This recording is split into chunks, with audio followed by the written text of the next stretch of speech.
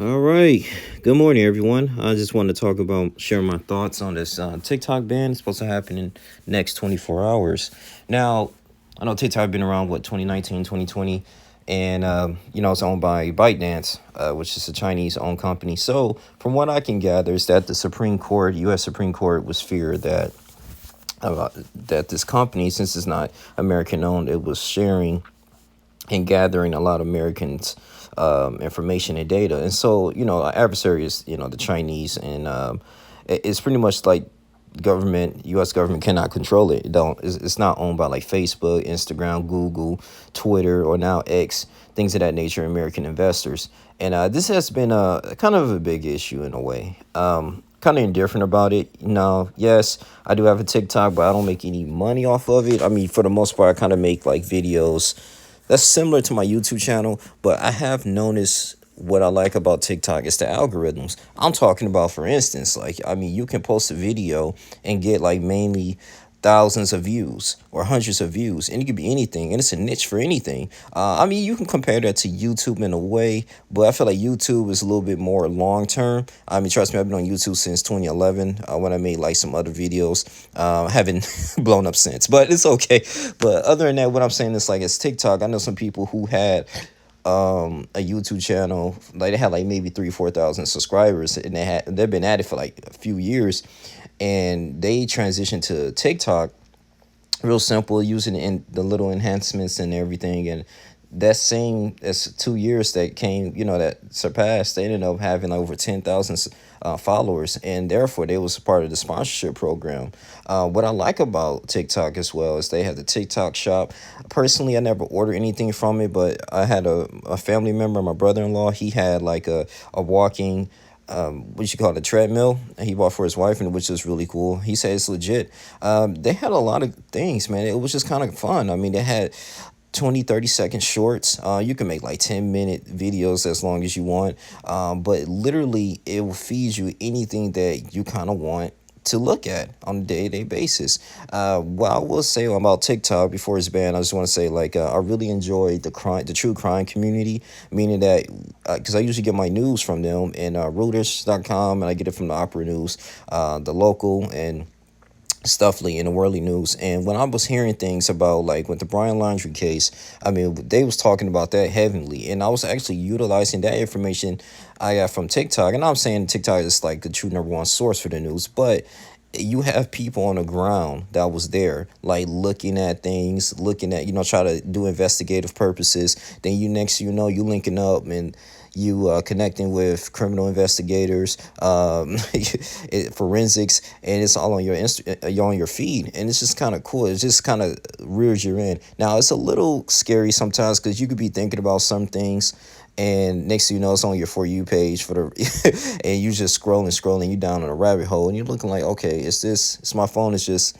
simply you know, not spying on me, but it's just simply just listening to me, everything I say.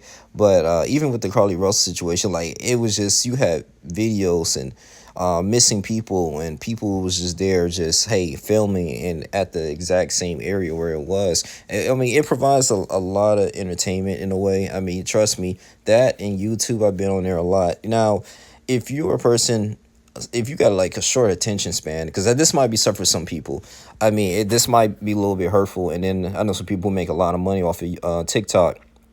And yes, you can translate all your followers to YouTube, but at the same time, you got a lot of people who don't like YouTube like that. Yes, they got YouTube Shorts, but you only can make 60 seconds or 30 seconds, or you even can make maybe 3 minutes, in certain, you're limited to certain features. Thing is about YouTube is that I feel like it's a little bit harder to like kind of, make it and blow up there compared to TikTok. TikTok, you can use, they have STEM. You got people who actually teach people how to draw.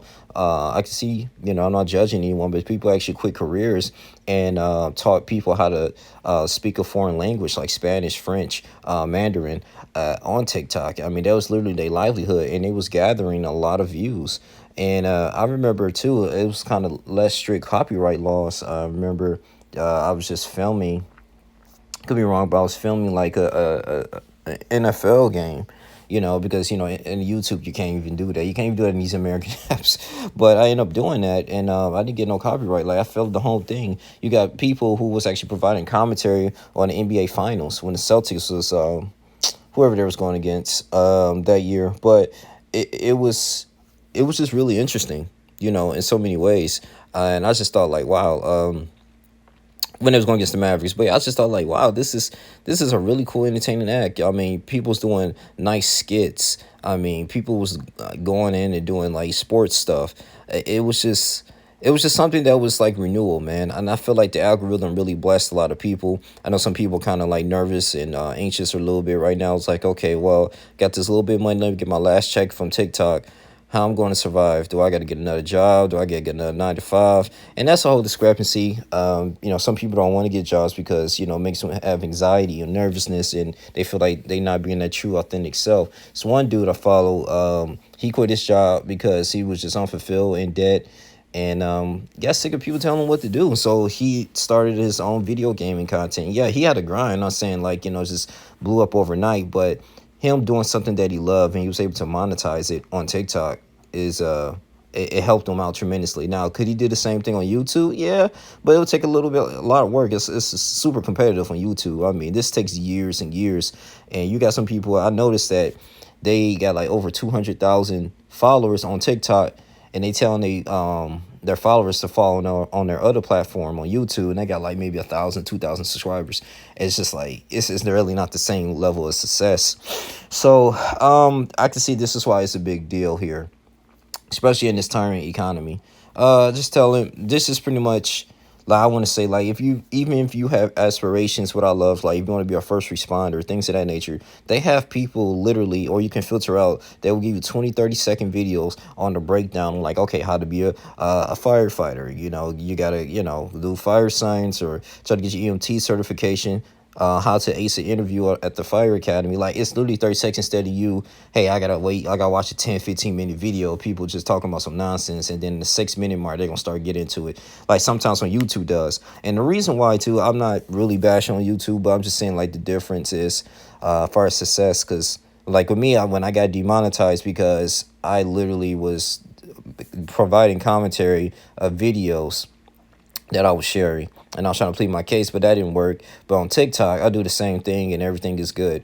Like, it was just weird to me. And, YouTube is very inconsistent with those practices, man. I feel like they go after a lot of smaller YouTubers that's trying to make it. And so this is why I'm not trying to give up, but I just kind of gave up far as I'm not going to just pull all my energy towards this thing. I mean, at the end of the day, like, I'm doing all of this and then I wasn't making a whole lot of money like that on YouTube, but you guys gonna demonetize me for something small. So I'm like, I just do this for fun.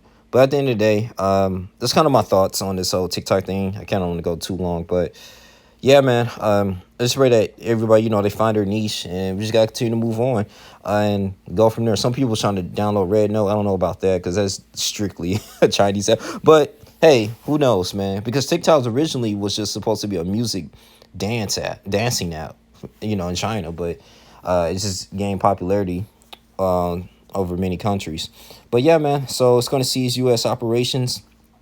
People was bashing Tim Cotton, Senator Tim Cotton. He was like, yeah, we're going to uphold this ban, and now it's going to be up to the Trump administration, but I don't think Trump is going to reverse it. It's going to be kind of literally impossible, but we'll see. But like, comment, subscribe, share this video. That's all I have to say. That's just my thoughts on the TikTok ban. I'm out.